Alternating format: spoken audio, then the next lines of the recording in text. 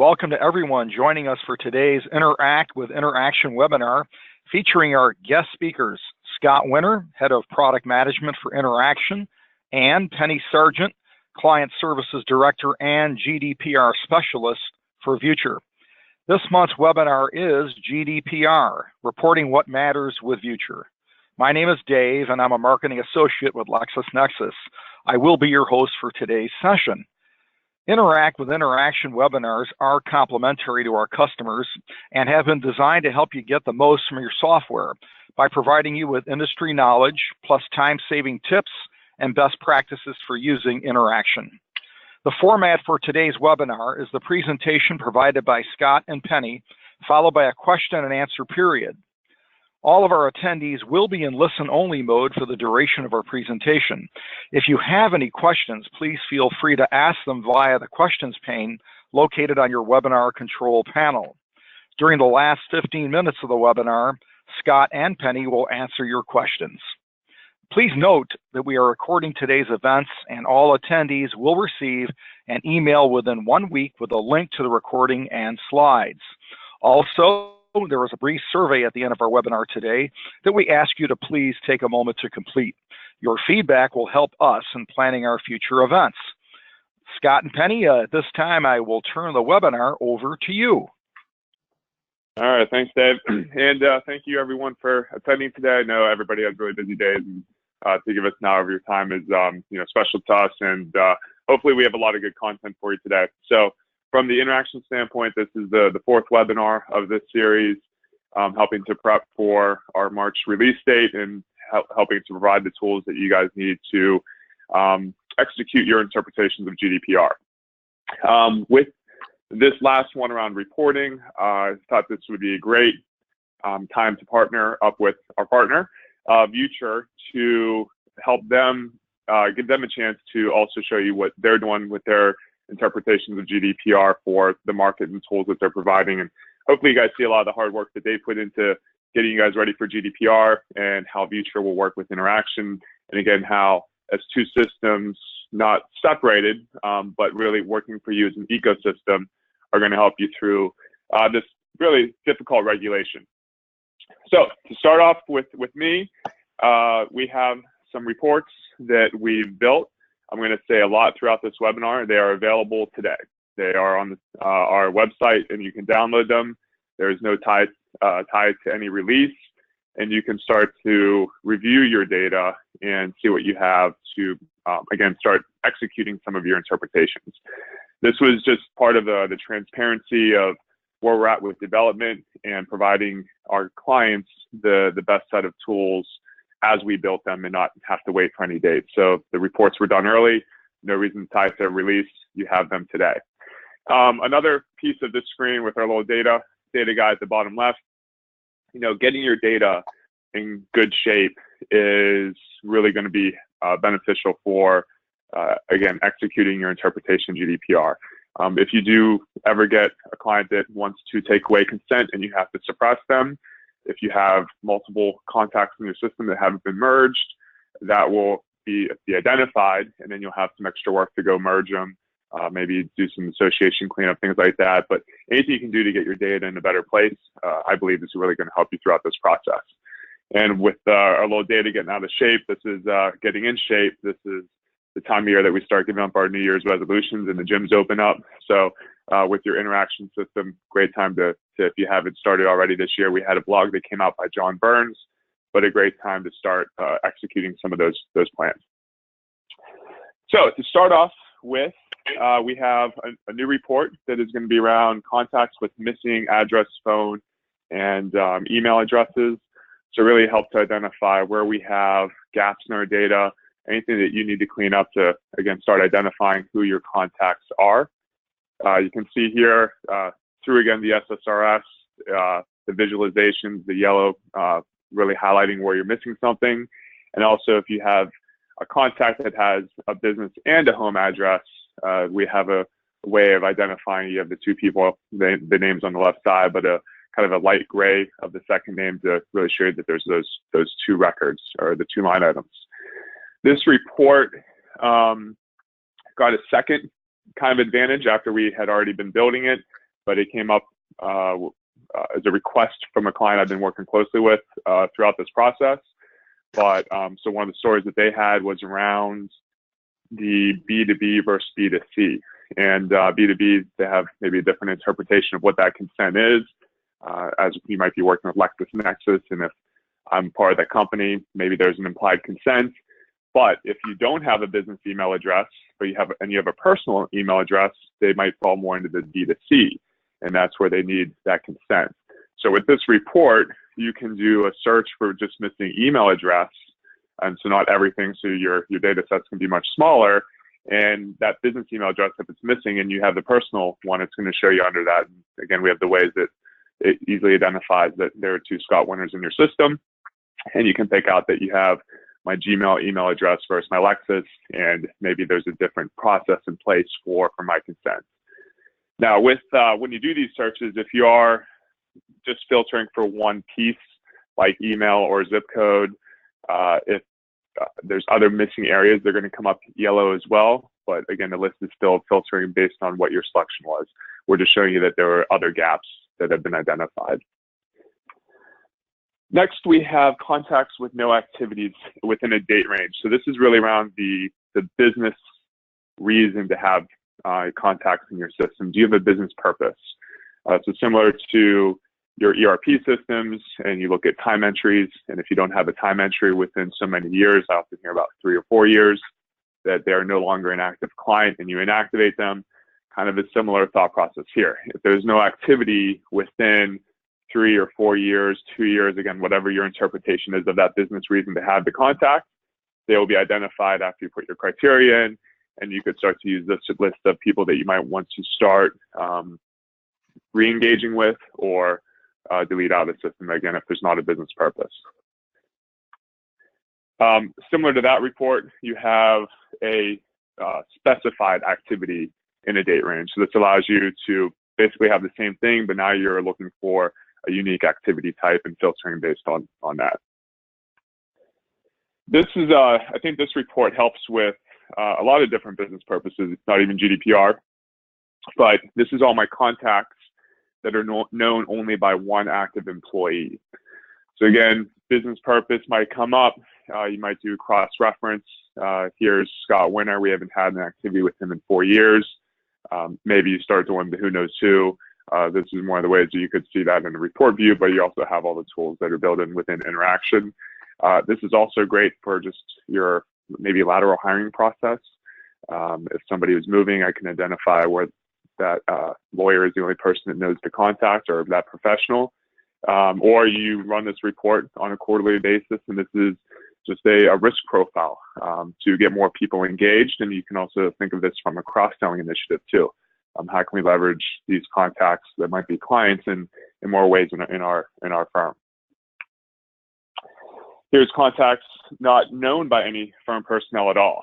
So the other one was just the one person. Now these are basically I called the orphan records. So nobody at this point in time, based on people moving in and out, has any tie to these people. So again, this could be an area that, do we have a business purpose to have anyone in this list? And what should we do with them based on, again, your interpretations? And then contacts known only by a specified alumni. Again, business purpose, if it's just the alumni that knows the person and you're not working with them, should I have them in the system?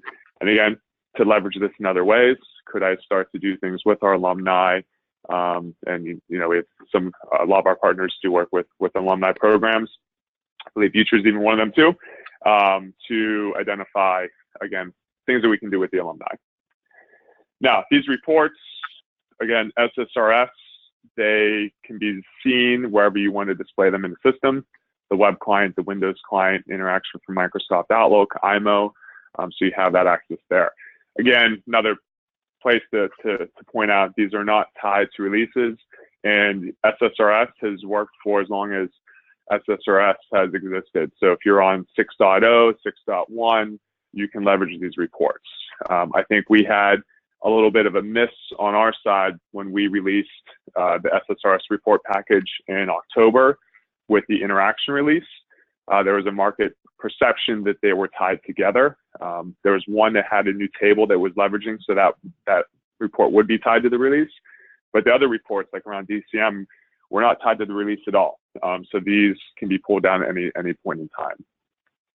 Now, again, these are available today, and we'll see in the next screen where you can grab them.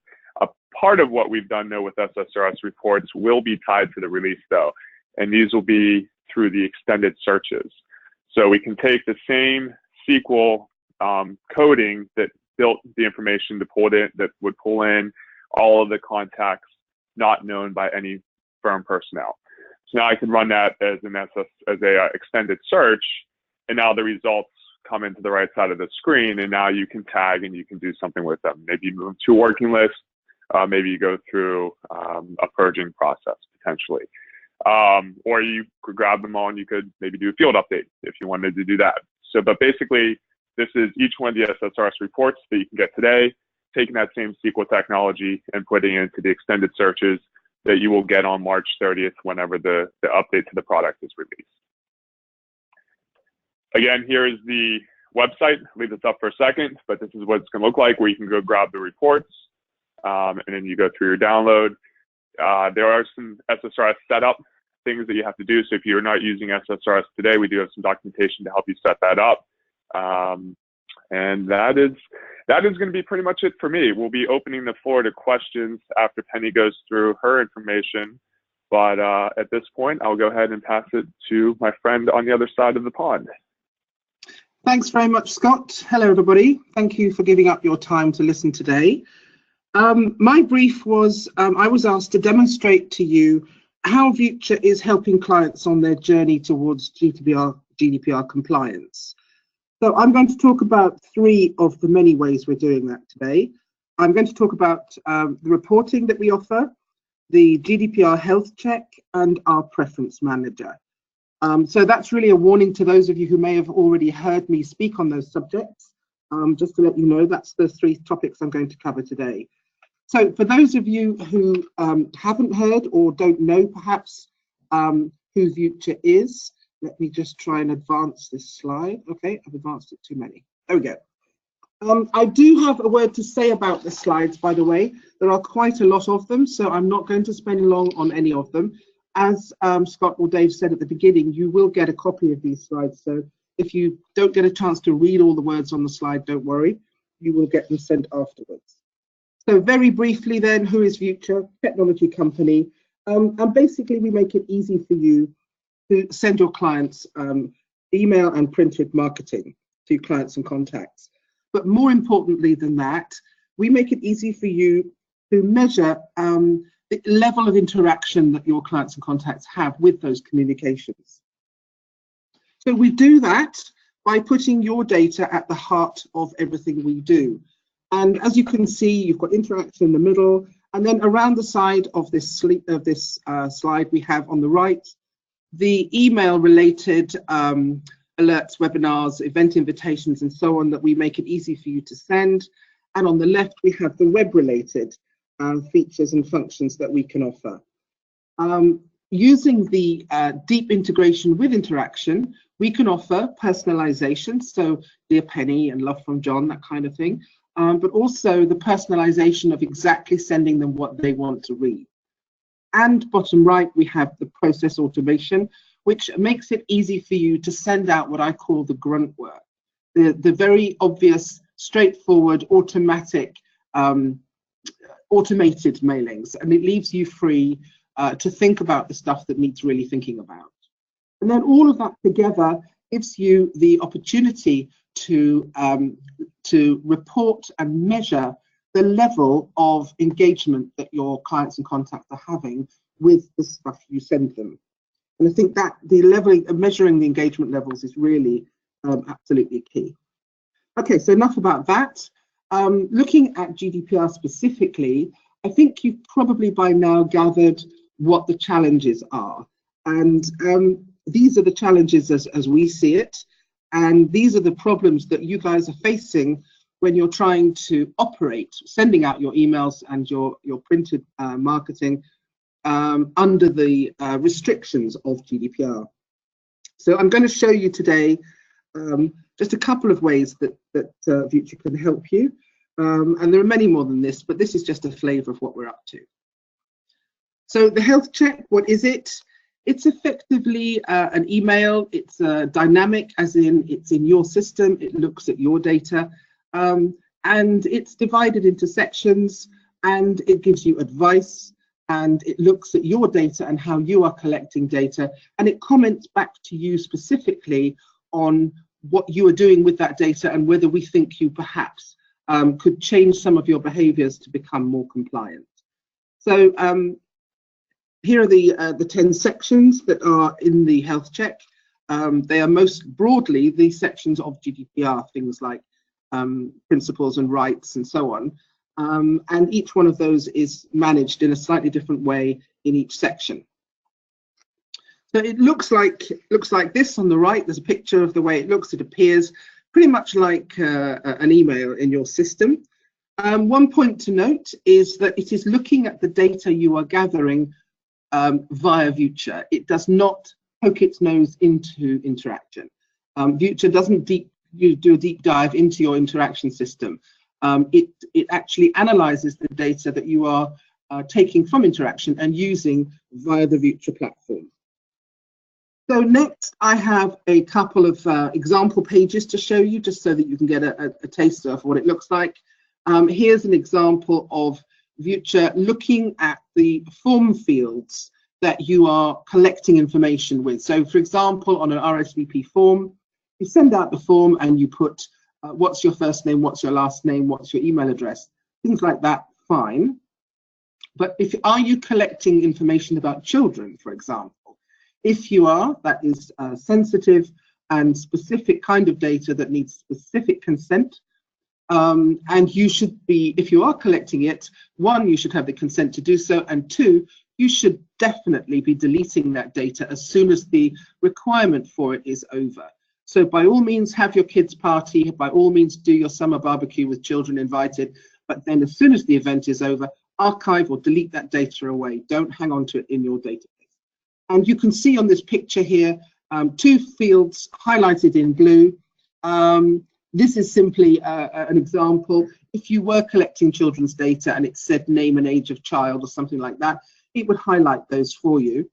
And you could click on that link and go and visit the form that is actually collecting that data. You could deal with it, delete it, and get rid of the old campaign. On the next one, we're looking at location. Where is your Vuture data stored? Obviously, it's part of GDPR that you're very careful about moving data around the world. If your data is held in Europe and you're using it in Europe, you don't want to be transmitting it willy-nilly around the place without being certain that the transmission is secure and that where you're sending it to is secure.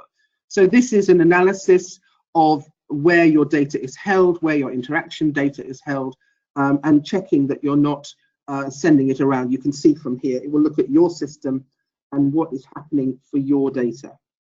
The volume of EU citizens data that you're processing, that's in there because a couple of clients said to us, oh, we don't have any EU clients on our database.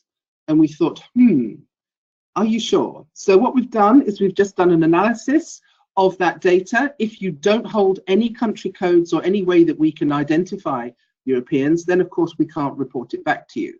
But if you are holding country codes and we can read that data, we will report back to you when we find European countries.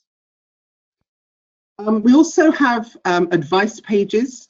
We have the next one is advice on how to manage consent with interaction using a quarantine folder, as LexisNexis recommend, and just general advice as opposed to who in your database is consenting. So different kinds of pages in the health. We have another option, which is, sorry, the slide's gone a bit wonky, advice for managing consent using global additional fields. It's an alternative, and again, it's described, and in the health check, there's a link to it. If you want to read more about that, there's a sort of how-to document you can read. And then looking at how long you hang on to your data, how long are you keeping it? It's important, and it's one of the aspects of GDPR that makes it very clear that you shouldn't retain data for longer than absolutely necessary. So we all know that the legal world is quite conservative, quite risk averse, and why not? But they will always hang on to things just in case. What GDPR is saying is don't do that. Make sure that you keep your data for only as long as absolutely necessary. And here we help you with getting rid of, on a sort of rolling cycle of every 2 years, 3 years, 5 years, whatever you decide, we can help you get rid of that data if you need to. Looking now at the right to be forgotten, Interaction has a feature in their data minder. LexisNexis rather has a feature in their data minder for Interaction, where you can enter the first name, last name, email, something like that. There's sort of unique identifier for an individual who has asked to be forgotten. That will deal with that issue on your Interaction database, but it will not deal with it in Vuture. So you will need to separately tell us that you have had that request from somebody, that they have asked to be forgotten. But we have that option now where you can go in and enter their details, and we will forget them for you. But more importantly than forgetting that person is we will record the fact that they've asked to be forgotten in an anonymized way. So they don't show up. If Penny Sargent asked to be forgotten and you search the database Penny Sargent, you won't find Penny Sargent in there. But if Penny Sargent tries to get re-added, it will say Penny Sargent has been forgotten. So it just keeps the memory of the fact that that person has asked to be forgotten. Don't forget, by the way, that these rights are not necessarily absolute rights. They are the rights of the data subject, but they can be overridden by the rights of the business. So if you decide that your right is more important than their right, you have a reasonable reason for making that decision, perhaps discuss with your risk and compliance lawyers. You may decide to override their rights. And you may decide that someone who's asked to be forgotten, you're not going to forget. Perhaps you need to remember exactly who they were and exactly what work you did with them, for example. So we can help with that. We can also help with subject access requests.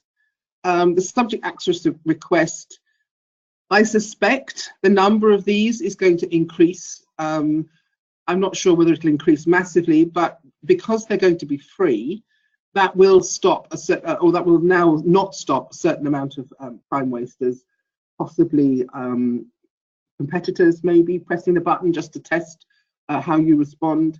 But it's something you need to be aware of, that subject access requests, the frequency of those may increase. So one of our tools that can help with that is Preference Manager, and I'll talk about that in a moment.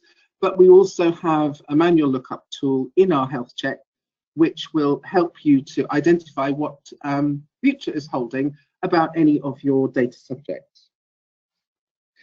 The final couple of pages, we have a security setting comparison. We have a lot of security features to protect your data, and I'm not going to go into those today, but there's pages about them on the help desk, and we have the Information Security Manager, whose sole interest in life is information security for Vuture. So he's focusing very heavily on this.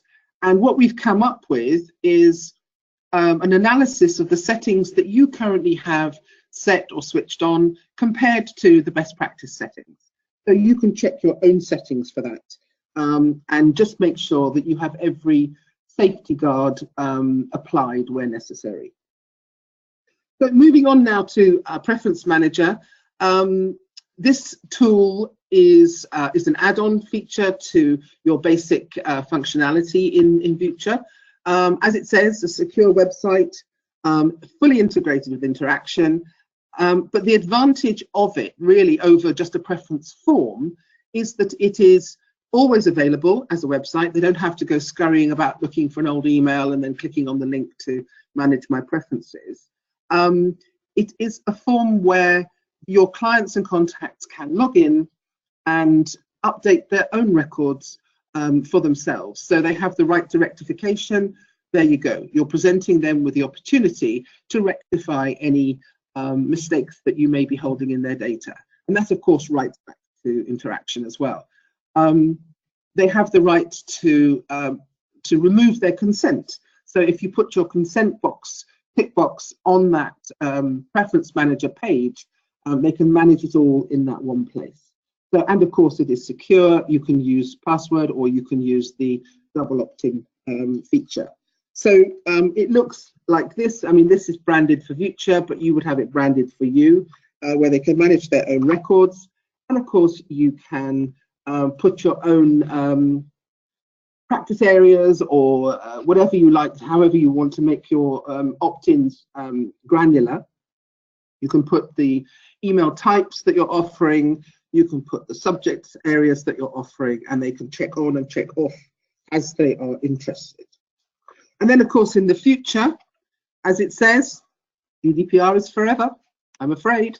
It is an ongoing journey. There's no such thing as total compliance. You're going to be working towards it forever. So come the future, when you want to send this compliance email to somebody, a new batch of individuals, or new people come on board, they can sign up for themselves. So you can be future-proofing your database. Now, as it says, you can report on the preference forms that you receive. So when you get asked the question, how many people have consented or how many people have responded, reporting is obviously very, very important. And we have a variety of ways of reporting from Vuture. So one way is the dashboards, multiple dashboards covering all sorts of different aspects of the system, not just consent or the emails or, you know, opens and clicks and so on. And these are really a quick and easy way to access data for people who like the slightly more pictorial way of presenting the results. If you are a down in the weeds, I want to know all the details type of person, we have Excel reports. We have more than 200 to choose from. And you can delve in there as much as you like. And then I've also got a little suggestion here, which it just occurred to me that this would be a combination of ways of picking up people who should have consented but haven't yet. And that is using the Events app to do it.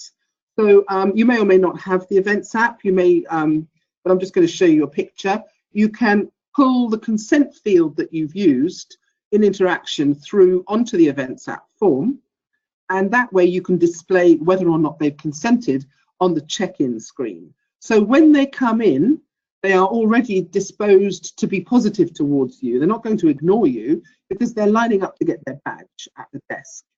And as they walk in, you can see whether or not they've consented.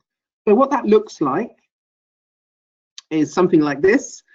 Here's the Event app check-in screen, and you can see on the left, I've chosen to add mailing consent received to extra column. And down the middle, you can see that Will and Vineet are both as a no. So for those two characters, they haven't yet consented. As I mark them as attended, I can click on more info, I can get a form up, and I can discuss with them, if I have time, I can discuss with them whether or not they consent to receive further emails. Alternatively, I can trigger at this point an automatic email to go out, and I can have that triggered for perhaps 5 minutes after most people have arrived. That says something like, only to people who haven't consented, something like, while you're waiting for the presentations to begin, please click here and update your preferences for us. So, you know, while we have your attention, just click here and let us know that you are happy to continue receiving emails from us. So that's just a sort of suggestion that occurred to me might be something to think about. So there we go. It was a very high-speed gabble through what we can do to help you. And I apologize for the speed, but as I said, you can go through those slides at a slower rate afterwards. We do have a landing page if you want to jump into that and see more information. But other than that, I think I'm going to hand back to Scott. All right, thank you, Penny. Very educational. Like you said, this is a growing, I guess, the evolving practice that we're doing GDPR in firms, and even with our release, just like you said, we're coming out with new features in March to help support this. The reports that we have today, we're not done. You know, May 25th, we're going to learn a lot, and like you said, who's going to ask to be forgotten, and who's going to be testing the systems in place. And as new things develop, we have capacity and velocity to work with our development team and look through those enhancements and see if it is something that we need to address within the product. So just even the stuff that you put, I'm learning every day too. Vuture, everything that Penny showed today, this is all available today through Vuture, and then the interaction release again. This is targeted for March 30th, and we are still green. So like I said in other webinars, the March 30th was the earliest date I could get this out, and I wanted to be very transparent as we went through the development process, and if there's any risks, any areas that we're running into, to give you as much heads up that there's a problem. But right now we are still trending towards green, and the data is still looking pretty good. So with that said, let's hand it back over to Dave for a minute. He's going to go through a couple reminders, and then we're going to be ready for some questions. Okay, thank you, Scott. And thank you, Scott and Penny, for your very informative session. This does conclude the presentation portion of our webinar, folks. As a reminder, if you do have any questions, please feel free to ask them via the questions pane located on your webinar control panel. And before we start with our Q&A, I have just a few reminders for you. As Interaction customers, you have access to webinars, newsletters, tip videos, product updates, and more. Our Interact with Interaction program is designed to help you optimize how your firm uses Interaction. And don't forget to update your communication preferences to receive these ongoing valuable resources. Also, if you aren't a member of the Interaction CRM LinkedIn group, join today for best practice sharing and continual updates on what's happening in the Interaction world. You'll find links to update your communication preferences and to join the LinkedIn group in the presentation slides provided to you after this webinar. Well, we had a very interesting and relevant topic today, and we've got a folder full of questions coming my way, and I'm going to hand it over to Scott and Penny. The first question we have is from Tom. It's in two forms here. There's two sections actually. Can the contacts with missing phone, address, or email be limited to a specific list, such as a marketing list? Actually, can all of the searches be limited to a specific list? Very good question. Actually, and we've been doing this webinar with each one of our e-marketing partners. And this one came up yesterday. And unfortunately, we've had a global summit. All of our Interaction employees in London and the ones in Australia all came to Raleigh, North Carolina, along with all of our US ones. So we've been in the middle of the summit, and I didn't get a chance to get with our consultant who wrote this to get that question asked. I think it's all of the contacts. I don't know if there's a way to for us to tweak it to go into the reports. Into the different lists, or even archive folders and different folders you might have in Interaction. So this is a follow-up question I look and hope to get answered either later today that I can send out, or probably more realistically, it's going to be tomorrow. And I've already worked with our marketing team. We know the questions who they're coming in from, and everybody that's been on the webinar. So I will make sure that gets answered and sent out to everybody again as soon as possible. Okay, great. Next question is from Carl.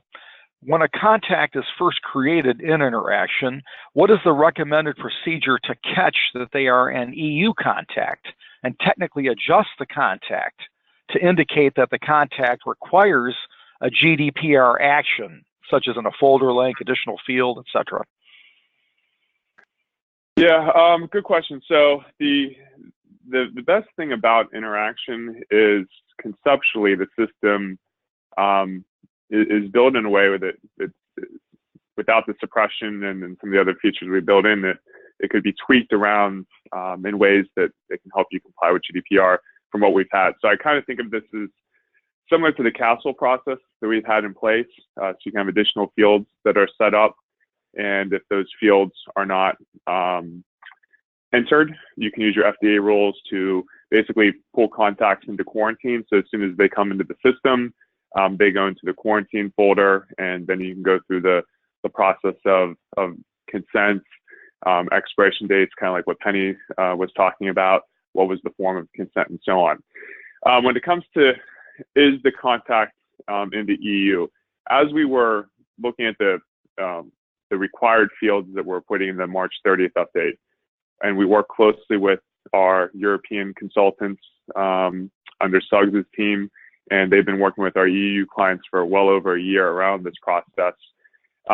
We started thinking about what fields should be required, and the country field was one that was being brought up, and we decided not to go with making a country field required because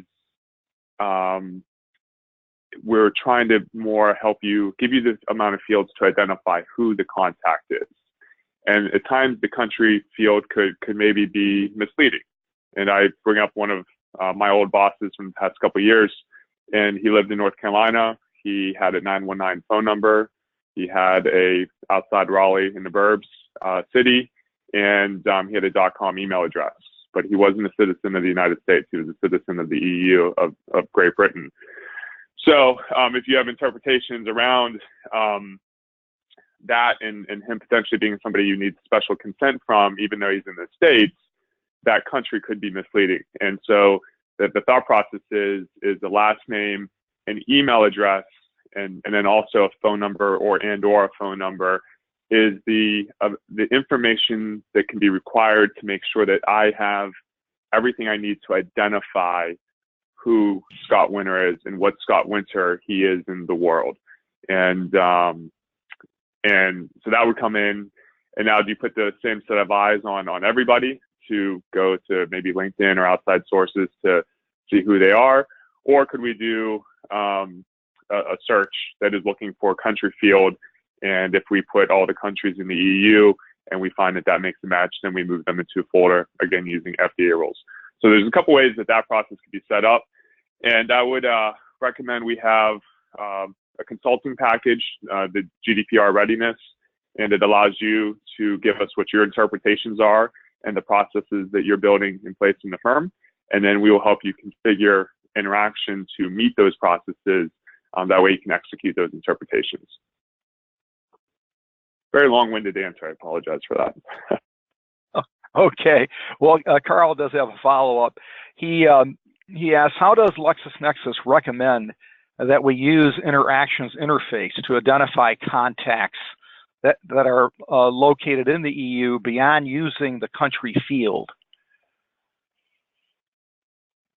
Beyond using the country field. So we've been talking about, are there ways that you could do some searching? I'm sorry, I've not had a chance to actually test these myself, but could you also, in addition to country fields, look at phone numbers, maybe pull out different area codes somehow? So I'm trying to think in my head, can a contained search looking for +44 be executed in the system to pull the phone number? Potentially you even can use the .co.uk part of an email address. So outside the country, then it starts to get creative on what are pieces of data that live in the system that can help me make these identifications, and then building the process around it. So I should have followed up. I should have had this for today, so I apologize. But let me get with my team, and again over the next 24 hours, and do some test cases to make sure that I could maybe look for a +44. Then you also look at, is it just a 44 if they didn't have the plus in it? So there's going to be different ways as you look at your data to try to extract that information that may be a little cryptic in the back end of the system, or basically just what's in the database. Okay, thank you, Scott. We have a question from Diane. Can you get a notification via email when someone gets quarantined into the folder? I can answer that one, Scott. So, oh, good. All right, Penny, go.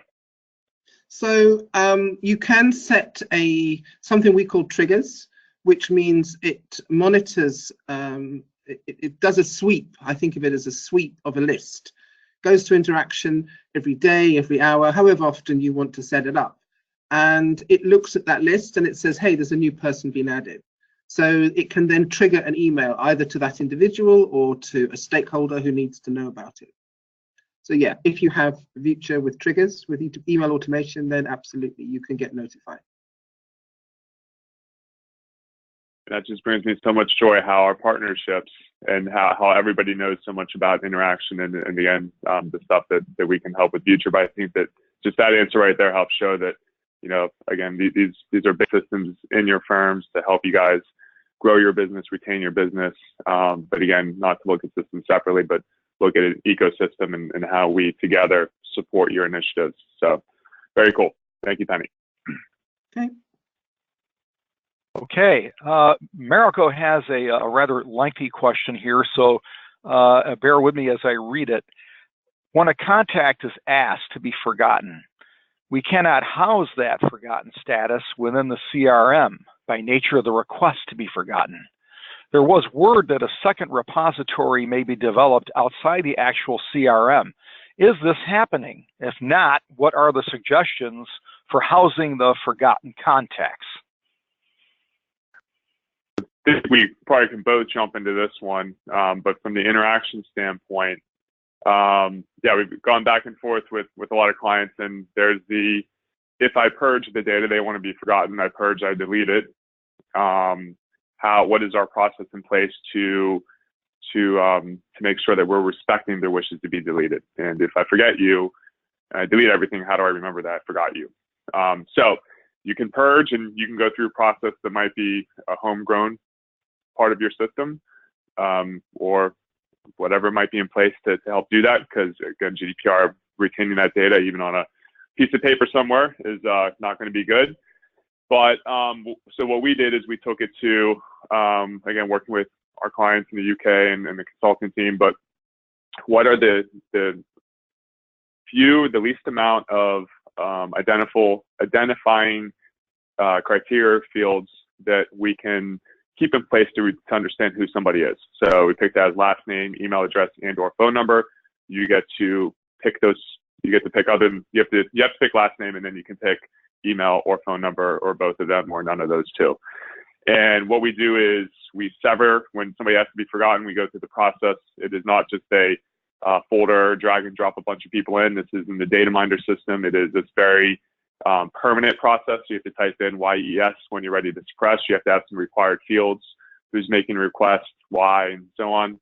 So once you make that request, we will sever the ties of that contact with all activities. I don't want to delete the activity because, you know, this is an interaction today. Penny, Dave, and I, LexisNexis and Vuture are all related identities to that activity record. And I wouldn't want to delete it for Penny and for Vuture and for Lexis and for Dave, just Scott. So we sever those ties. We purge and delete all the information except for the fields that you pick, which would be like Winter, Scott.Winter@LexisNexis, and my phone number. And then we encode it. So we have a key that is built into the system. You can't take the key out. It gets encoded. It goes into a special suppression folder. The encoded part of that, if I was a SQL guy in your firm and you have to worry about internal threats, if I got into your SQL server and looked at the table, it's a bunch of characters that don't make any sense to me. Now, every time a new contact comes into the system, we do a sweep of that folder once a day. And if we make any matches, then that contact's going to get rejected from coming into the system. And then for external threats, if you're worried about the encoding, we'll have the ability, and we're going to give you the requirements of, or not the requirements, but the benchmark data for encrypting an on-prem database. And for the different size firms, the different tiers, what we saw with performance and what you would need to have for power for your SQL server to support encryption. But you will have an encryption that you can turn on to protect against outside threats coming into the system. That's encrypted, and then you have the double layer of security with the encoding of that information that you retain to understand who the person is. So we weren't building that outside of the system. Pretty much it has to be an interaction somewhere for us to give it to you in a release and do that. But that is the way that we're helping you execute that piece. I guess, Penny, if you want to, I don't know if you want to chat real quick about how you guys are running yours. Well, yeah, because the person who wants to be forgotten needs to be forgotten from both interaction and from Vuture, because of course we hold a database of all that individual's interactions with the email. So this person received an email, opened, clicked, whatever they did. So all of that, what we do is we will take the request from any of our clients that character Z wants to be forgotten, and we will handle exactly the same way. We delete what we can delete, and we anonymize the rest. But the reason we don't delete everything is because we need to remember that they've asked to be forgotten. And of course, if you're looking at the historical data, and one of the, I keep banging on about the engagement levels, one of the values behind Vuture is that it can measure not so much the fact that someone's had an email, but what they did with it. Did they open it? Did they read it? Did they click through? So if you say we had 100 people come to this event last year, you need to know that that was 100 people. If you delete somebody, it'll look like 99 people came. So we don't want to mess with your historical reports. So what we would do is anonymize that individual. So it still says 100 people came, but the one person is anonymized. And if it was Penny Sargent and you search the database Penny Sargent, you won't find me. But it is, like yours, a mess of numbers and letters. So it's quite safe behind that level of security.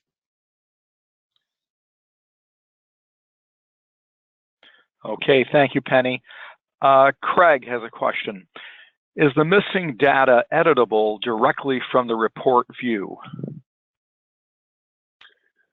No, that report is just an export, extracting the data. Now, when you go into the extended search, that will provide you a list of all the people that had missing information. Again, when you do it as an extended search after the March 30th release, you might want to do the filters like it showed me everybody with a missing zip code or the different areas, not everything. And then you could go into each one of those contacts and do the edit from your results list that you get from the extended search.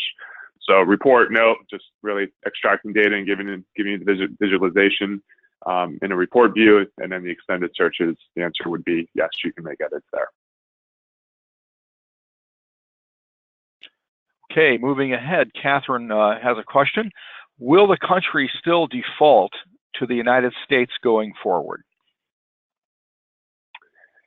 Yeah, we're working on that piece of it. So there was the default, and I need to check with John Burns, my product manager, who's been working on GDPR, and just see where that fits. And I need to make sure that get it clear just where we're at with that piece. But it's something we've been looking at.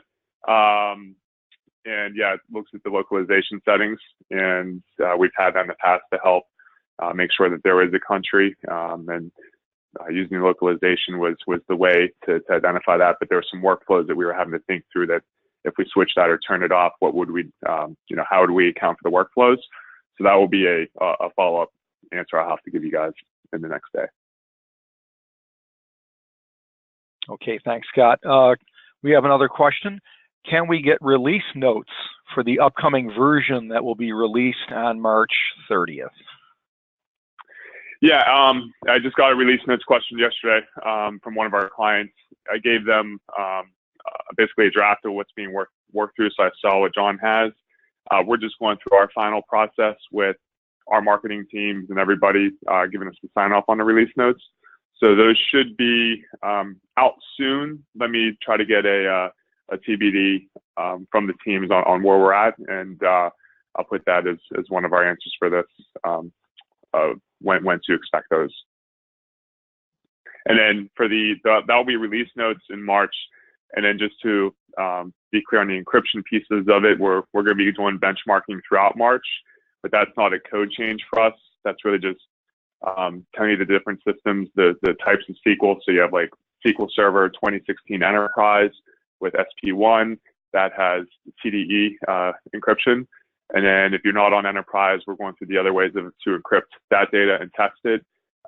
It's really just going to be leveraging what your SQL Server can do, but we do highly recommend that you have your SQL experts and people that are well versed in this area of SQL to help you manage and maintain that. But what we'll be providing, again, a little bit closer to probably the beginning of May, is the benchmarking and what we did for, people with 500 lawyers or users or professionals, firms with 1,000, firms with 2,000, and so on. Some sort of tiered approach.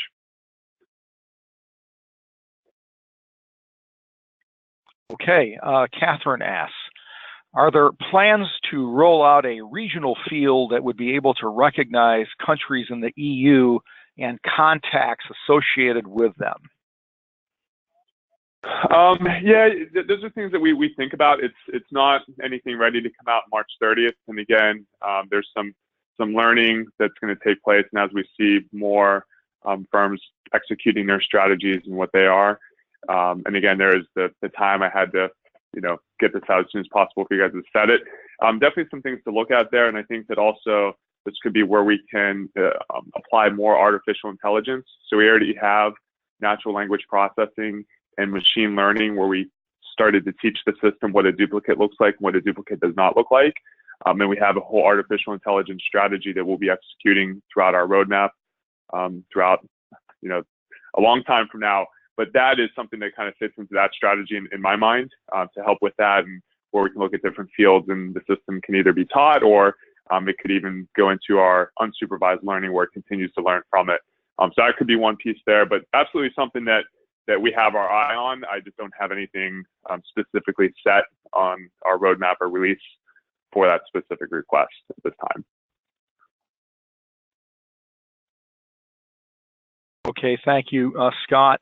We're winding down on our time here, and I may get another question coming in, but in the meantime, Penny, I wanted to afford you a couple of minutes if you had any closing remarks or any important things you'd like to add to the conversation today. Well, one of my favorite expressions is don't try to eat the elephant. If you have a database of 100,000 contacts or 200,000 contacts, don't freak out and try and send them all a consent mailing. Chop it up into little pieces. If you're lucky enough to be integrated with your PMS, then you'll know who your clients are. You may want to treat your clients differently to the way you treat your prospects. And of course, your intermediaries and referrers as well. So yeah, I would say break it down into small pieces. And the other piece of advice, which I've actually got from the regulator's website in the UK, is in the same way that when you take a maths exam, if you get the result wrong, but you show you're working, you will get credit for that, is record your workings. If you are starting now, a bit late to start, but if you're just starting now, record what you're doing and write down everything you do towards GDPR compliance. If you're having a meeting, record that. If you're talking to your risk lawyers, record it. If you're developing a new privacy policy, record it, because all of that effort will work in your favor if there's ever a question raised, an audit or any other question mark over how compliant you are. The fact that you're not quite there yet, you'll get great big brownie points if you can prove that you have started the journey and you're working towards it. Thank you for that. Maybe create a company and interaction for the agency or GDPR or something like that, and then you could also just put activities in, and that could be a way that you leverage interaction to help store some of that information, and could be an option. Yeah, absolutely. Okay, well, I guess that's going to conclude our webinar for today. I really want to thank Scott and Penny once again for their excellent presentation, and to all of our attendees. You had excellent questions yourselves, for taking time out of your busy day to join us. I just have a few quick follow-up reminders. All attendees will receive an email within 1 week with a link to a recording of today's webinar and slides. In closing, there's a brief survey at the end of our webinar today that we ask you to please take a moment to complete. Your feedback will help us in planning our future webinars. Again, thank you all so much for your time today. I hope everyone has a great afternoon.